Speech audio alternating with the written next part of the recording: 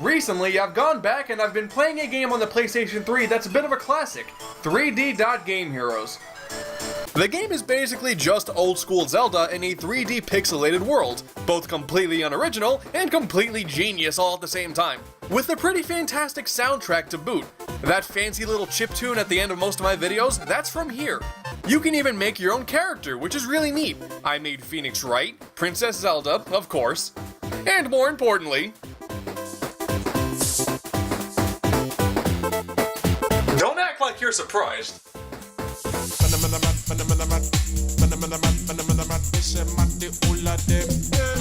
But that got me thinking, 3D Dot Game Heroes is basically a hack of the original Legend of Zelda. And a while ago I also did a video on Sonic the Hedgehog ROM hacks, right here. So I figured you put two and two together, you carry over the one somewhere, and here we are. Welcome to the Legend of Zelda ROM hacks. We're going to be taking a look at 3 Zelda games here. The original NES game, Link to the Past, and Ocarina of Time. I did find a few hacks based on other Zelda games, but there really wasn't that many. I would rather stick to the more interesting ones based on the bigger games. And with that said, let's get cracking with the original Legend of Zelda. First up is Shin Zelda Densetsu.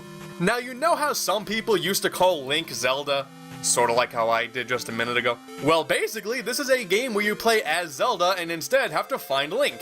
I mean, even the story goes same old drill, except Zelda has to save Link. Well, okay, way to embrace the joke, Mr. Dark Steak. I'm more of a medium well guy myself. A trend I noticed when it came to hacks of the original Legend of Zelda is that they mostly just followed the same formula of the original game. You simply get thrown into a world and it's up to your own desire to explore and find all of the dungeons. And this is really no different. You get the sword immediately, you slash a bunch of enemies, and find mysterious caves. Ha! Yeah, okay, I'm gonna remember all that. See ya, crazy lady. If Hyrule Warriors has taught me anything, aside from I should probably be better at allocating 200 plus hours of my life, it's that playing as Zelda is awesome. So this hack may not be anything special, but you play as Zelda, and that's pretty awesome. Vote against Bush, 2004.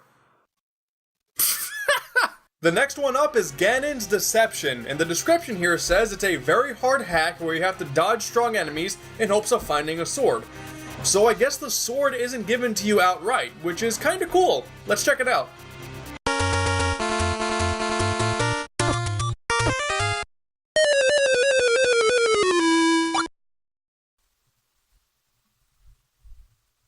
Now we have Zelda, the Legend of Link. As if this whole confusing Link with Zelda and vice versa stuff isn't confusing enough as it is. And I'll be damned, there's actually some animation of the other Zelda games in the plot synopsis. That is pretty impressive. There's even brand new sprites and redone music. It almost seems like it's trying to recapture the same feeling as Link's Awakening. This hack shows a ton of promise. The only problem? I have no idea where to go. I spent like 30 minutes running around in circles, running into walls multiple times, and made no progress whatsoever, and eventually gave up. Does that mean I'm just bad at old school Zelda? Yeah, probably. The best one I played was Zelda Outlands. Funnily enough, it doesn't even really do anything special. It's just a new overworld map and new dungeons, that's it. But it's still really fun. Though it was really odd getting my sword in the first dungeon from Zelda herself. I don't really care if saving Zelda isn't part of the story, it's still weird. Then there's this guy. That is it, that is the extent of the encounter. Some of the dungeon locations are a bit ridiculous, but other than that, I really enjoyed this one. And that's gonna wrap up our time with the NES. Nothing too crazy there, but now we're gonna add a